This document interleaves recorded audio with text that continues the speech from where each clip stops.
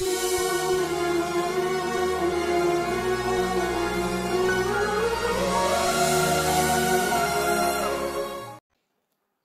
పరిశుద్ధ నామంలో మీ అందరికీ మా హృదయపూర్వక వందనాలు. ఈరోజు దేవుని వాగ్దానం, ఆయన దీనులను ఉన్నత స్థలములలో నుంచును, దుఃఖపడు వారిని క్షేమమునకు లేవనెత్తును. యోబు గ్రంథం 5వ అధ్యాయం 11వ వచనం. ప్రియమైన సహోదరి సహోదరులారా, మన జీవితంలో వచ్చే కష్టాలు, ఒడిదుడుకులు, ఇబ్బందులు ఇవన్నీ కూడా మనల్ని మానసికంగాను శారీరకంగాను కృంగదీస్తాయి. మనం యోబుని గమనించినట్లయితే అతని స్నేహితులు, అతని దగ్గర వారు, బంధువులు కూడా నీవు దేవునికి వ్యతిరేకంగా ఏదో పాపం చేశావు, అందుకే నీకు ఈ విధమైన శిక్ష వచ్చిందని అందరూ అన్నీ మానసికంగా యోబుని కృంగదీస్తారు. కానీ యోబుకు తెలుసు తాను దేవునికి వ్యతిరేకంగా ఎటువంటి పనులు చేయలేదు అని. ఒక మాట అంటాడు, నేను శోధించబడిన తరువాత నా దేవునికి నేను సువర్ణము వలె కనబడదును అని. అటువంటి నిరీక్షణని మనం కూడా కలిగి ఉండాలి. సొంత భార్య వచ్చి నీ దేవుణ్ణి దూషించి మరణం కమ్ము అని అంటుంది. మూర్ఖురాలు మాట్లాడినట్టు నీవు మాట్లాడుతున్నావని యోబుకు ఆమె సమాధానం చెప్తారు. మనలో దేవుని యొక్క విశ్వాసం అనేది ఎప్పటికీ కూడా స్థిరంగా ఉండాలి. మనల్ని సృష్టించిన సృష్టికర్త మనల్ని ఆశీర్వదిస్తూనే ఉంటాడు.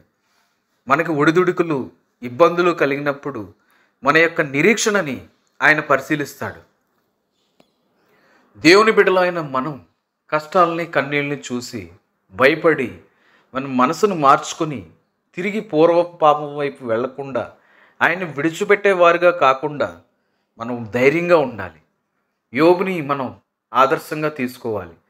నా దేవుడు ఇచ్చాను, నా దేవుడు తీసుకొనెను అని యోబు యొక్క మనస్తత్వాన్ని మనం కూడా కలిగి ఉండాలి.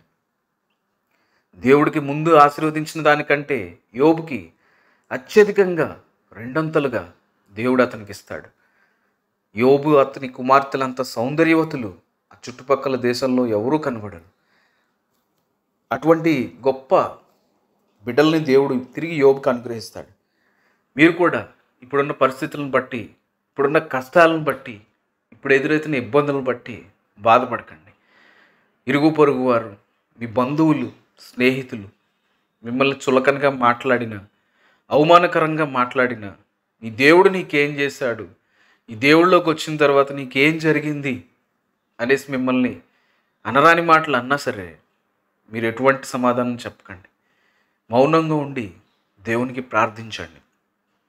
దేవుని దృష్టిలో మీరు నీతిమంతులుగా తీర్చబడితే అది చాలు. దేవుడు మిమ్మల్ని ఎప్పటికీ కూడా జ్ఞాపకం చేసుకుంటాడు. మనుషులు మన దగ్గర అన్నీ ఉన్నప్పుడు మనతో ఉంటారు.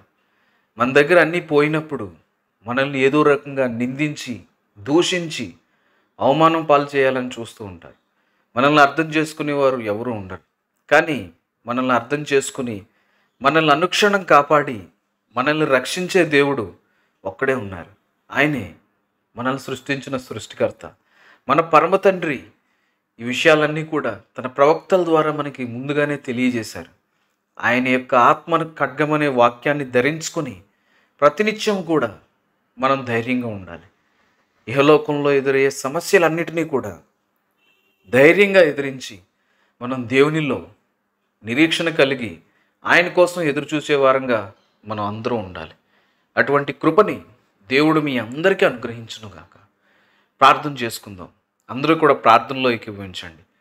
మమ్మల్ని మిక్కిలిగా ప్రేమించిన మా ప్రియ పరలోకపు తండ్రి, మీ ఘనమైన నామానికి వేలాది వందనాల స్తుతులు, స్తోత్రములు చెల్లించుకుంటున్నాం తండ్రి. పాడైపోయిన స్థితిలో ఎంతోమంది బిడ్డలు ఉన్నారు నాయన. చెడు అలవాట్లకి, చెడు తిరుగుళ్ళకి బానిసలై ప్రభువా తమ శరీరాన్ని, తమ ఆస్తిని పోగొట్టుకుంటున్నటువంటి పరిస్థితుల్లో చాలామంది ఉన్నారు. బిడ్డలు మీరే కనికరించండి. ఉన్న చెడు అలవాట్లన్నింటినీ కూడా దూరం చేయండి.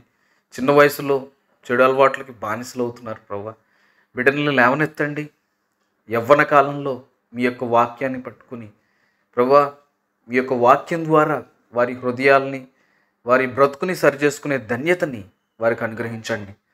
ప్రతి విధమైనటువంటి పాపముల నుండి మీ బిడ్డలను విడిపించండి. ఈ ప్రార్థనలో ఏకీభవిస్తున్న ప్రతి ఒక్కరికి కూడా మీ జ్ఞానం ప్రసాదించండి. ఎంతమంది బిడ్డలు పరీక్షలు రాస్తున్నారు, వారందరూ కూడా ఇక్కడ చదువుకుని అక్కడికి వెళ్ళి మర్చిపోయేవారుగా కాకుండా చక్కటి జ్ఞాపక శక్తిని అనుగ్రహించండి. పరీక్షల్లో మంచి మార్కులను దయచేయండి ప్రభా. మీ ఘనమైన నామానికి వారు ఉన్నతమైన పేరు తెచ్చేలాగా వారిని తీర్చిదిద్దమని వేడుకుంటున్నాం తండ్రి. మీ అమూల్యమైన జ్ఞానాన్ని మీ బిడ్డలకి ప్రసాదించండి. మీ కృపలో వారిని భద్రపరచుకోండి. అనారోగ్య సమస్యల చేత బాధపడుతున్న వారందరికీ కూడా చక్కటి ఆరోగ్యం దయచేయండి. మీ ఆరోగ్యాన్ని పొందుకుని స్వస్థతను పొందుకుని మీ సన్నిధిలో నిలవబడి గొప్ప సాక్ష్యాన్ని చెప్తే ఆ సాక్ష్యాన్ని వినే ధన్యతని ప్రతి ఒక్కరికి అనుగ్రహించమని వేడుకుంటున్నాం తండ్రి.